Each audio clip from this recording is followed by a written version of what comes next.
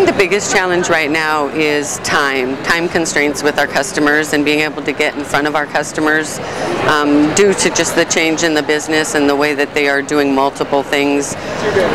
It's made it a little difficult to get in front of our customers and our decision makers. Really being able to get to the end user with the number of third parties that are assisting customers, we end up spending a lot of time with the facilitator rather than with the direct decision maker. To keep our brand out in front of everyone, the competition is high, so how do we stay out in front of, and so an event like this that has kind of many arms and legs to it gives us more opportunity to be out in front of new people, you know, old relationships, and just stay out there. My biggest challenge is that there are so many other properties out there that planners have so much to choose from, that it's really about relationships and staying in touch with those planners and, you know, keeping us top of mind with them. I think that being a second-tier city, oftentimes we have to wait for the first tiers to recover after the recession. So we're finding that that is happening, and we're seeing business and availability start to climb. So right now, we're not quite yet where we want to be. We're still hungry for business, but we definitely see that building. Yeah, we're helping put Tucson in the forefront of their minds. I think the biggest challenge for Hyatt Hotels is how do we differentiate ourselves from our brands versus other brands, because at the end of the day, it's really hard when you go into a major city and you see convention hotels and all the convention hotels look very similar. How do we distinguish ourselves? Twofold in our city. Our city, you know, we have lots of citywides going on, and which is great overall for the city. But for smaller meetings my size, it's kind of my inventory shrinks a little bit, so it's a little bit harder for my groups to get in.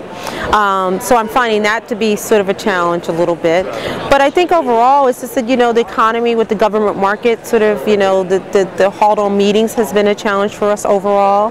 So we have to find unique ways of working with the government in order to fit their needs. And just, you know, meetings in general have shrunk. So I think we have to just do it right the first time, so when meetings do turn around, that they think of our city first. Actually probably generating more awareness because of the current trend of the industry.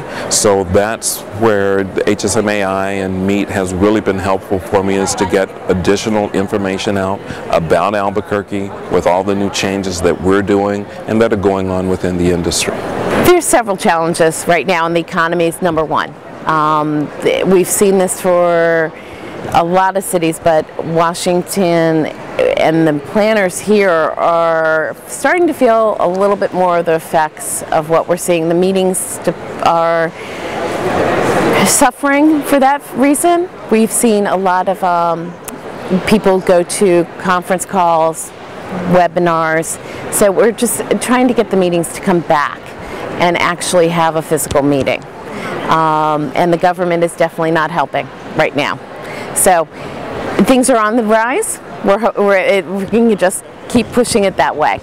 I would say the biggest challenge is, you know, dealing with the change of the economy, the growth of our hotel company, and getting our story out and telling that story, and then a lot of times just getting in front of the customer. You know, in many instances, the hosted buyer component helps with that. It gives us the opportunity to put a face with a name. Can we accomplish everything we want in 10 minutes? Absolutely not, but it at least sets the stage for a future conversation. People buy from people, so if I have an opportunity to get in front of a buyer, tell my quick 10-minute story, and then set up a time for later, that's really the key.